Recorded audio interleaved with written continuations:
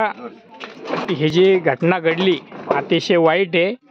त्यासाठी आता आपण प्रशासनाला नक्कीच यासाठी भांडू आणि काहीतरी तुम्हाला फुलाची पाकळी म्हणून मदत करण्यासाठी आम्ही प्रयत्न करू. तर हा तुमचा मुलगा आहे का? मोठा मुलगा आहे, ही सून आहे. हा, मी वडील आहे. हा, 7 लोक आमच्या घरात. हा.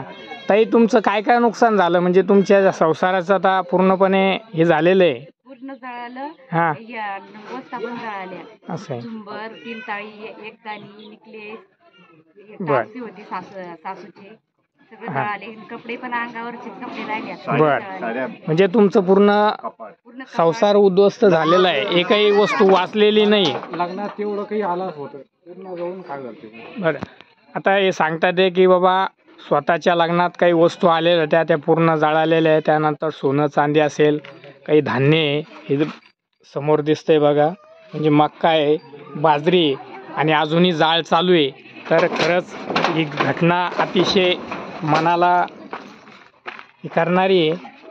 समोर दिसतंय त्या बघा, ह्या ठिकाणी पण जाळ चालू आहे आणि हे पूर्ण मकानाचं घर आहे, वरून पत्र होते. आता प्रशासनाने यांना तातडीने घरकुल आणि काही रोग पैशाची मदत करण्याची गरज आहे. चला आपण पुढे.